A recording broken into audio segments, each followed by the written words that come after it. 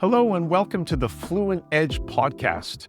I'm your host, Sean Watson, and with my co-host, Dr. Howie Jacobson. And this is our maiden voyage podcast, hoping to help English learners who are professional people working in various situations where sometimes English is a problem.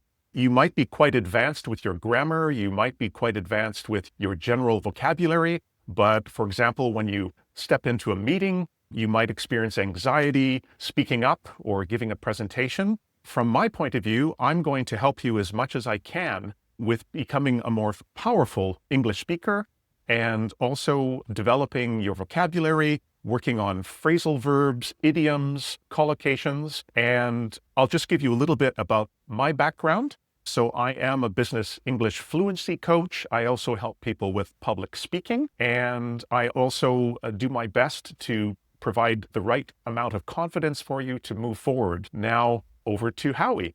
Thank you, Sean. I'm Dr. Howie Jacobson. I am a coach, a business coach, performance coach. I work with executives and teams on high performance, and I would say 97% of what I work on is communication. So when we were talking earlier about working together, it seemed like this would be a great fit.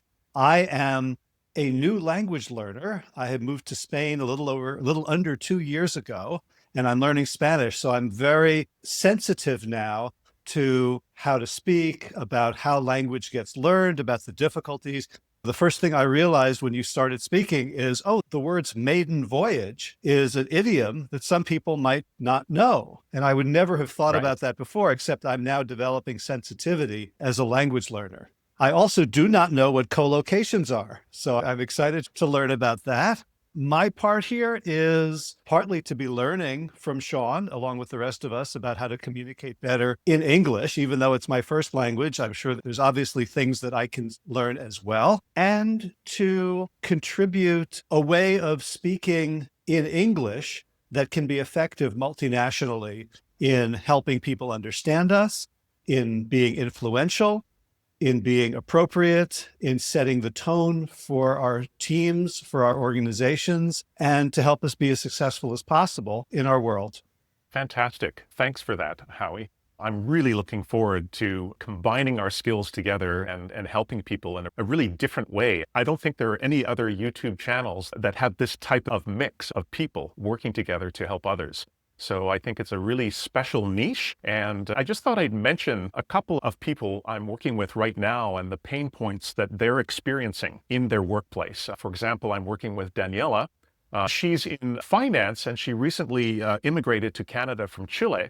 She's got great vocabulary. She's very disciplined with language learning. But when she's in a fast-paced meeting, she feels nervous, especially when she has to present to senior stakeholders. And she wants to speak more concisely, but she overthinks everything. She overthinks her sentences. So I think, Howie, in the past, you've talked about executive presence, for example. Can you define what that is and how that could help somebody like Daniella? Yeah, the way I think about it now is whoever has the lowest heartbeat in the room runs the room. Now, I'm not talking about zero. I'm not talking about somebody who's dead, but someone who is in control of their nervous system and expresses confidence around that. They are the one who regulate everybody else. And that's what we look for in leadership, even more than title, even more than expertise. We are, and even on Zoom, even in these digital platforms, if there was no video, if someone's just listening to this on audio, they can tell if I'm suddenly feeling nervous and I'm trying to prove my point too much. You can hear in the tone of voice the state of my nervous system, and nervous systems are contagious because human beings are herd animals. Wow. And the more we pay attention to the nervous system cues of the people around us, the safer we all are. So for me, executive presence is about regulating your own body, your own nervous system, and then expressing that regulation through your voice, through your facial expressions, through your body posture, and through your gestures. Wow, that's amazing. I'd never really thought of having nerves as being contagious in a group, but that's quite profound. That's really quite interesting. Yeah, I'll give you an example of another guy I'm working with. I work with a lot of people in finance, but also people in IT. And I think one of the issues that IT people face, even if they're working in North America for Google or Microsoft or smaller companies, they don't really spend a lot of their time talking because they're programming. So when they suddenly have to jump into a stand-up meeting or they have to speak publicly, they really haven't developed their speaking skills very much, even though in theory, they've got the vocabulary, they've got the expressions, they know the grammar. So that tends to be a problem. So I'm working with a guy, let's call him Alex for now. He recently immigrated to Canada from Russia, and he's a developer. And his biggest problem is that he sounds very monotone when he's speaking, and sometimes he doesn't articulate. It sounds like he's not opening his mouth enough, for example. And I realized that very often with Slavonic languages, there isn't this stress on being too expressive with your mouth, with your lips. It tends to be more closed than for English speakers. We tend to smile more when we're speaking. We tend to be more demonstrative with our gestures too. So when he's in meetings, he feels that sometimes people just ignore him. They just move on to the next point because they can't really hear what he's saying. And the other point I think that is really a common pain point for a lot of professionals who don't have English as a first language is small talk. People get very anxious about how do they jump into a small talk conversation, especially when it's connected to local cultural references or local sports teams. So that's another big one. Yeah. Is there anything that you could add to that? You used the word anxious for all of these. And going back to our conversation about the nervous system is when we are anxious, we are performing at our worst in terms of creativity, right? Because anxiety is a function of fear. And from a neurological perspective, fear is perception of threat. So if there's threat, anxiety, the difference between anxiety and fear is specific. I'm afraid of that person who's about to shoot an arrow at me. I'm afraid of that animal. I'm afraid of those storm clouds. Anxiety doesn't have an object. It's free floating. And so when we are under anxiety, our brains are searching for the thing to be scared of, as opposed to when we are calm and socially engaged, we are then able to search for things like food and shelter and new pastures and mates, right? So there's the difference between defending and looking for opportunities. So defending threats or seeking opportunities. And when we want to be creative, when we want to be thought of as intelligent, as engaged in a social situation, when we want to be good conversationalists, it's very important to regulate our nervous system. So I love how you teach people the skills so that they don't need to be anxious. And I can help people with the anxiety itself. And one of the things I've discovered living in Spain is people don't mind if I speak slowly and make mistakes. What they do mind is if I ask them to repeat themselves 20 times because I don't understand them. So for me to speak more slowly, I understand it's not something that is going to get me in trouble. And so that's allowed me to relax and be a better speaker. That's a really great point. I was just working with somebody yesterday on public speaking. So he's working in a company where he has to present in various situations, sometimes at quarterly meetings, sometimes stand-ups, and he's in a senior position, but he feels that he's speaking too fast. And when I started working with him, he was right. He is speaking too fast, especially when English is his second language. So we've started to work on pacing and breathing and finding those key words or those anchor words in his talk to help him create a foundation as he's going along with speaking. And so I think for some people, even myself, sometimes I speak too quickly. But I think when it's a second language for you or a third language, and you already naturally are a fast speaker, but maybe your pronunciation is not that great in English, then the message that you're trying to communicate can easily be lost. So that's a really great point, I think, that you make about speaking slower is not necessarily a bad thing. It sounds worse when we're speaking in our second or third language. It sounds like, that it's an eternity of time if I suddenly make too much of a pause between my sentences. But I think especially for public speaking, with storytelling and drawing the listeners into what you're saying, pacing and slowing down and finding anchor words to pause on this sometimes has a much more powerful effect than just rushing through what you have to say. Would you agree with that? Absolutely. And I want to brag about you, or give you the opportunity to brag about yourself a little bit, because I know your background. We, in fact, have been very close friends since 1985, My which God, is was I born yet? I guess I was. 40 years. We met 40 years ago when we were both in a choir, and you were a professional opera singer and I was very amateur, and I've become only more amateur. But when you think about breathing, and what we learned how to breathe, and the music we sang wasn't all fast. Some of it was rapid, some of it was slow, and it's the contrasts that would make someone a great speaker. I find when I'm speaking too quickly, or when people are speaking quickly, it comes across as I don't feel I'm valuable enough. So I have to really give you everything all at once. And I have to show you how intelligent I am. And I have to share everything, because if I stop speaking for a minute, you're going to get bored and you're going to go away and you're not going to be interested. As opposed to, if I'm confident in myself, I can pause and know that you are going to be hanging on my words. Well put. And that's a great expression. So basically, people are completely focused and captivated by what the speaker is saying. They're hanging, they're literally clinging or holding on to what you're saying.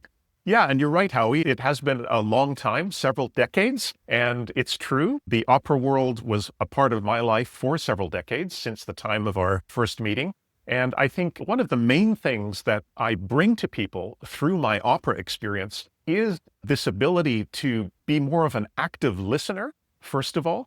So, for example, when you're on stage acting, or when you're in an ensemble of people, you're throwing the ball around, you're sharing the stage, but you really have to actively listen, because that brings out more of what the speaker or the deliverer of the words is saying, the quality of your listening. So that's something that I learned from theater and opera.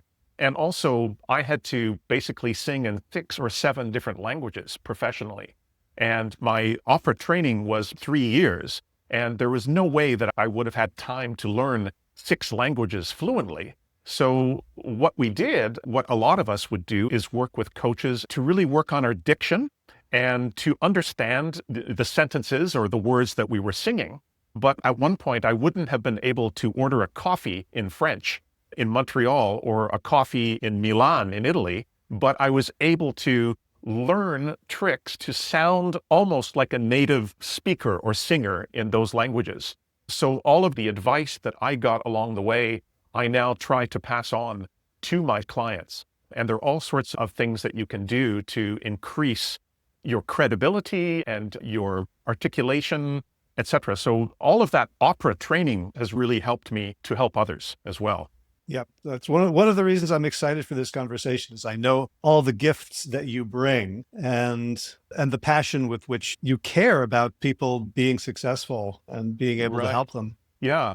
So beyond that, we've done all of the formal introductions and everything else. I don't know if it's worth going into pain points a bit deeper, or if you think we should go somewhere else. I think that we should talk about how we will help people with this podcast. Like, why should people very generously have been listening so far? And we're going to come out with more episodes roughly the same time. This might be a little bit longer than usual, but maybe quickly, what are we giving people? What should they look forward to? Why should they hit subscribe? So I think there are several areas where we can really help people to go beyond where they're at now, whether they're stuck with language, whether they're stuck in their careers, whether it's a confidence issue. So I think language and leadership, for my part, business English, of course, that often includes phrasal verbs, and probably a lot of people who are studying English would know what phrasal verbs are. But I'll let you in on a little secret. Most native English speakers do not know what phrasal verbs are. And I know in other countries, grammar and the structure of language is taken much more seriously than in North America. I never learned grammar when I was in school. We had spelling, we had reading, we developed an opinion about a piece of literature, but we never really got the foundations of the language. So that's something that I have learned simply by learning other languages. The other one is workplace idioms. I can give you a really cheesy one, I think that is overused, but even think outside the box. That's an example that could be used in any type of business situation. Yeah, so I think helping people with all forms, all types of business English. So phrasal verbs, collocations. Yeah, you talked about collocations earlier, Howie. A good example of a collocation would be if I say, I was doing 130 kilometers on the highway yesterday when the police stopped me. I was doing, right? Instead of saying I was driving, which you could do, but very often in natural speech in English, we substitute the verb for a different one. Another example would be, did you make your bed this morning? In some languages, if you say, I made my bed, it means you built it. So those are examples of collocation. So a collocation is the most natural way for English speakers to say something in everyday conversation, even if there is an alternative, more logical way to say it. When I was a kid, my father told me a joke. He said, hey, did you take a bath? Or I said, yeah. He says, oh, good, because we're missing one. That's awesome. That's great. Or if I say, let's do lunch, right? So in some languages, if I translated that, that would be like, let's make lunch together. You do the tuna sandwiches and I'll create the salad. Yeah, so those are collocations in a nutshell. There are many other examples I could give you, but I think make and do are particularly interesting because, for example, in German or French, they only have one word for make and do. So in German, they would say machen. And in French, it's faire or fait. So faire, but in English, we have this possibility of using one or the other, make or do. So that's usually where I start with collocations. And I think another area that I can bring some of my experience or my expertise is maybe reviewing and looking at certain AI tools or websites that can help with your language learning or with your productivity. I regularly test and try out various tools. And obviously, we're now officially in this new age. Some people are calling it the cognitive industrial revolution because we're partnering with artificial intelligence, with robotics, and we don't know where this is going. It could be a dystopian future, or it could be a future that many people have envisioned for a long time, where we would work less and spend more time creatively, but that remains to be seen. But I know for myself, since I've started to use AI tools in my coaching and teaching, I've probably reduced my administrative tasks by 6 to 7 hours per week. So it really has changed everything. For example, I mentioned earlier that I was working with this executive who has to do a lot of public speaking in different situations. Normally, I would have had to go on Google and research his job, the types of scenarios that he would face every day. I would probably have to find an old PDF of a speech that somebody had put online, and I'd have to put this all together and then send these ideas to my client, and he would respond. But now, often what I can do is just go to his LinkedIn profile. And in this case, he had a very long description of what he does and what he's done in the past. And now I can throw all of that into AI, and also all of the information that I got from our first trial lesson or discovery call. And I can simply ask AI to create a rough roadmap or an outline of a course that we could do together. And then I'll send that to him. And usually it's maybe back and forth once or twice rather than 10 times. And he will just suggest a couple of things, and then we'll move forward with that outline, with that roadmap. So that's one way that I've used AI to really speed up the workflow and also make things much more personalized. Because in the old days, when we would learn a second language, you'd have to buy a textbook. And often after that textbook was sitting on your shelf for a few months or a few years, and you'd open it, you suddenly feel how irrelevant it was. So I think now in this new age with AI, we're able to hyper-personalize material for our clients in ways that we couldn't even have imagined a few years ago. And then for the client side, I do recommend certain tools and platforms that they can use as supplementary material between our sessions, which really helps to speed up the learning process as well. That's something else that I can bring to the table. When you bring something to the table, that's an expression. That's another idiom. Yeah, exactly. For myself, I am delighted when you teach me new AI tools. Almost all of them end up with me paying $20 a month for something else. which is going to be a problem soon. But so far, I have it under control. I think we have a shared interest in things like productivity and personal knowledge management. So I think we're also going to be talking a lot about how do we get into flow states? How do we manage our time, our digital lives? How do we set the table for our best ideas? I'm also very interested in the body and supporting the body with healthy habits that allow us to be our best. And I think both of us over the years, there was many years where we didn't talk except maybe once or twice a year, or even less than that. And after 5 minutes, we were both laughing at, oh, we're both into the same thing. We're both interested in that. We're both read a book on psychedelics or this particular author. And we have been in parallel for a long time. And now we're bringing it together to have fun. I'm doing this for fun.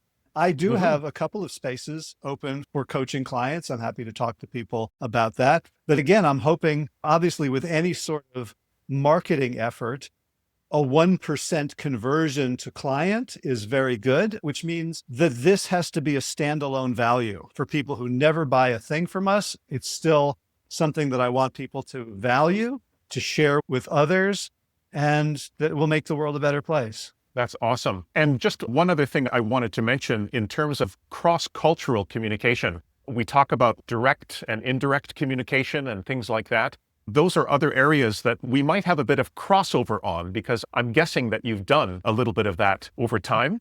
Yeah, and I'm excited to think about it in terms of English language, because I've thought about it in terms of who stands, how close are you to someone else, who arrives first at a meeting. Do you talk about your personal life?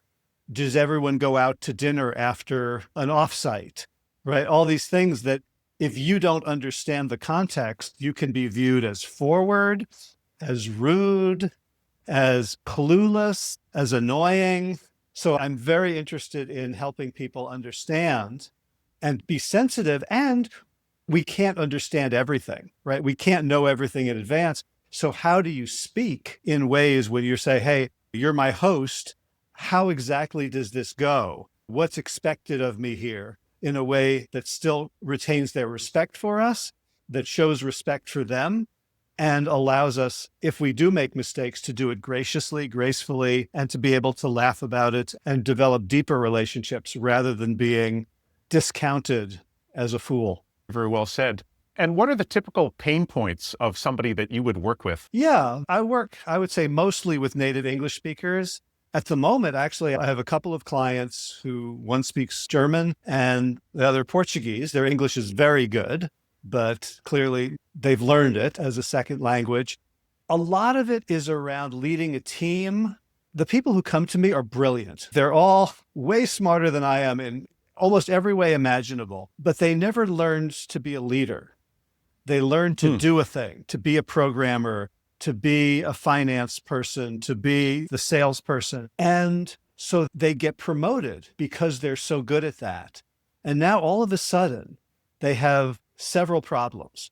One problem is the thing that they were good at is now a distraction, because their job is to lead a team to make other people good at that. And because they're not good at leading, they will retreat to being the salesperson again or the coder. And so they become the bottleneck for their entire team or even the entire organization, because they're better at it than everyone else and it's more comfortable. So what happens is they're overworked. They can't take a break.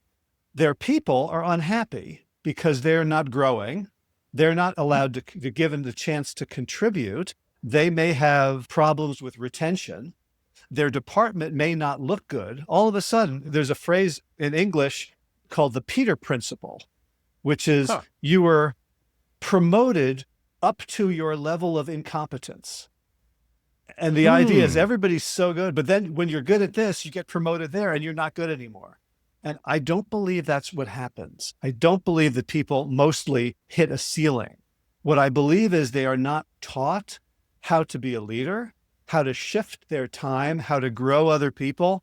And the problem with that is, the leadership usually begins at, let's say, the vice president or senior vice president level, or even in some organizations, a manager. And when you hit your ceiling there, because you're not able to make your team successful, you don't get promoted higher. You don't get to fulfill what it is you want to do. You don't get to have the impact you want to have. And the only way to get promoted is to develop other people to make yourself unnecessary at your current level. Wow. Lots of great expressions in there. And I was trying to write some of them down, but one of the last ones you mentioned was to hit the ceiling. Again, in some languages, that idiom would literally mean just to hit the ceiling with something, like with a ball. But yeah, in a business context, that's a great idiom to use. So I guess just in a nutshell, we're really trying to create something completely new. I've spent a lot of time researching other English YouTube channels, English podcasts, etc. And most are really focused on grammar or just simply instructing people, giving people new vocabulary. But in terms of trying to help a person holistically, in a more general, in a wider sense, I think that what you and I can offer people, Howie, is really quite unique at the moment. And I'm really hoping that this will help people globally. And one way that we can get there is if people give us feedback. If people give us comments, tell us what they like, what they don't like, what they'd like more of, what they'd like less of. So it makes it very easy for us to be smart if you just tell us what to do. Right. Yeah, I think that's a great idea to get feedback from people. So I would encourage everyone to leave feedback in the comments. We'll also have an information email address in the description. So if you wanted further information about the podcast, and then we'll also provide individual coaching links, both for Howie and myself, where you could work with us privately. And if you got value from this, if you felt that you learned something from this today, then share it with somebody who could use a little fluent edge in their lives. So yeah, I think with that, Howie, is there anything else you'd like to say to wrap things up?